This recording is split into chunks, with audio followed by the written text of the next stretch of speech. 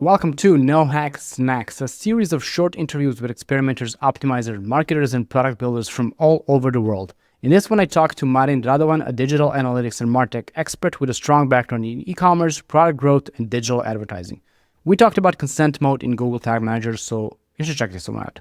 Do not forget to subscribe to the channel to get more videos like this in the future, and go to nohackspod.com/giveaway. You might win something.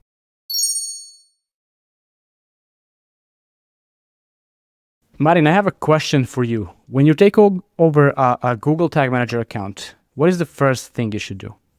So basically, from my experience, besides looking at general things that it tracks tag management structure, variables, triggers, etc., I would say looking at CMP, a consent management platform, if that is correctly set up, because in a lot of accounts I've seen that it's actually some things are missing for the consent mode, or in general, when you go through the website, the entire setup is, I wouldn't say wrong, but I would say it's not optimal, and it's not there to get you as much consent as possible, to be honest. Mm-hmm.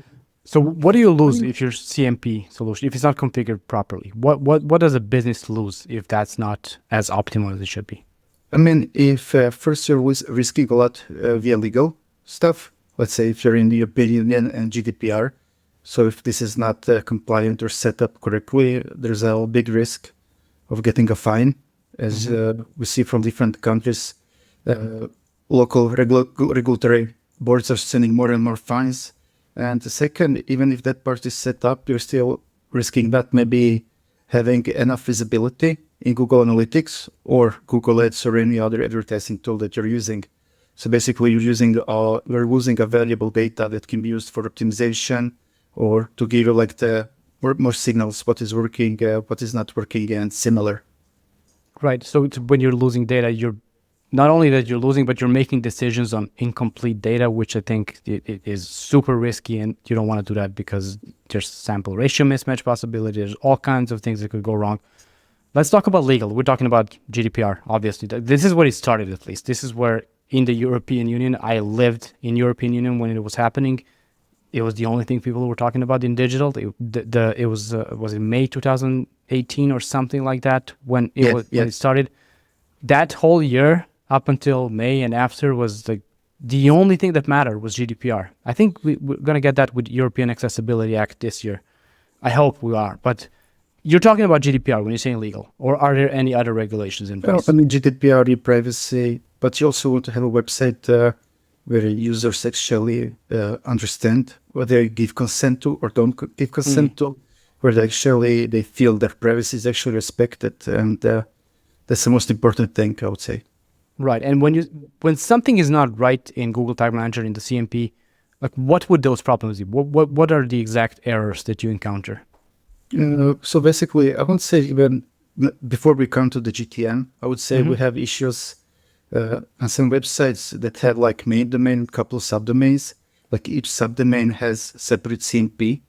Oh, okay. So you consent on main domain, then go to subdomain, then you have to reconsent. And sometimes people are consenting, sometimes they're not consenting. So so you're losing valuable data.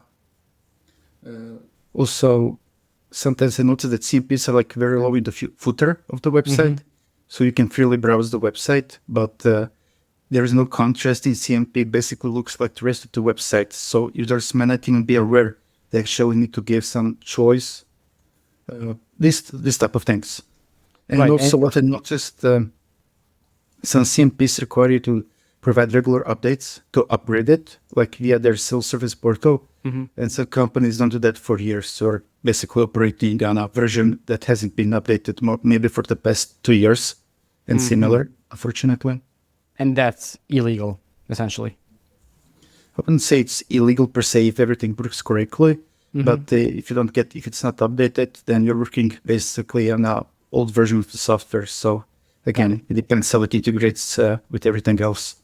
Right. I mean, if you had another thing that consent mode and everything. Got it. If you had another thing that tracks user behavior, users need to opt in again when you have a new version of CMP, right? It doesn't have to be. Some providers respect what was already decided. You just upgrade the software. You don't upgrade the consent. Got it. And how do you, when you, let's get to Google Tag Manager now. You get into Google Tag Manager, you notice that something's not set up. What's your action plan to fixing that?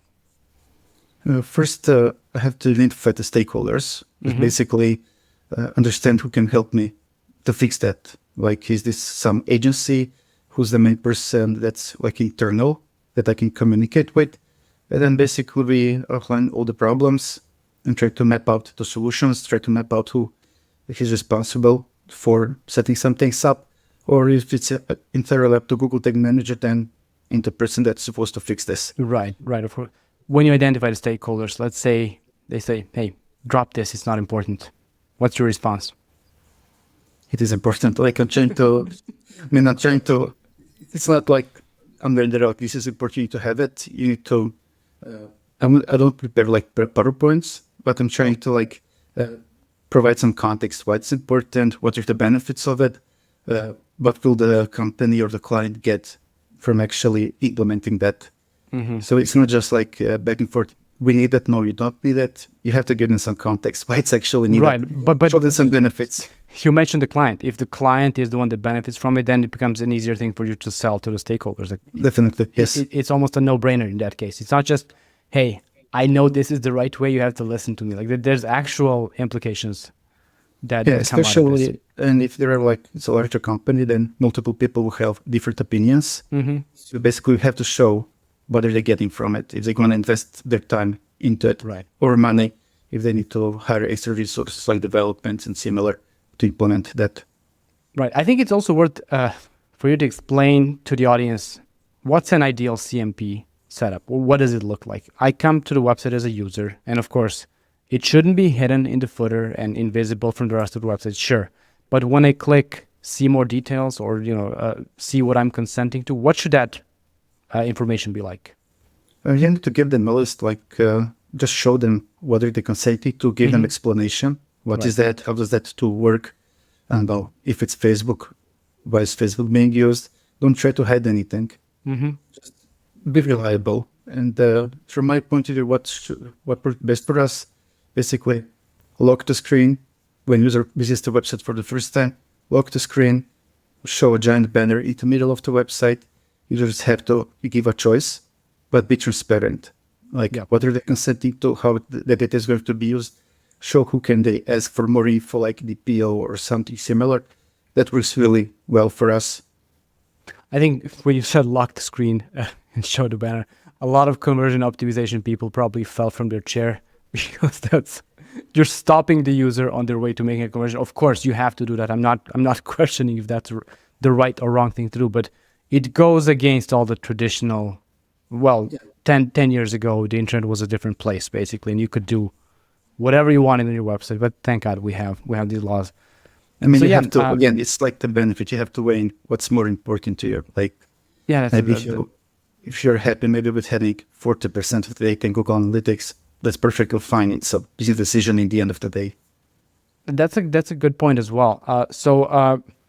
And let's say I accept to be tracked. I give consent. Does that stay forever or until the next version, or does the cookie expire on my browser, or do you have to ask me again? How does that work? It stays. I mean, each cookie has like an expiration date. Right. But if you visit the website in 10 days, that expiration then it gets reset. Right. But we always make sure that in the footer of the website, you can always change your preferences. So if you are not happy with, let's say, advertising cookies, you can always change your consent, and there will be no more tracking via GTM, no more Google Ads or Facebook strips or anything. Yeah, that's great advice because the user has to be in control. Now I'm wondering how many people actually go and change their preferences after they set this cookie, because that would be a very interesting experiment to just, is it 0.1% of people who go back, or? Basically no one. Basically no one, exactly. What it big it's so what stays, basically. Okay, Marin, thank you so much for explaining this concept to us and for being a no-hack, and I will talk to you soon. It was a pleasure. Thank you.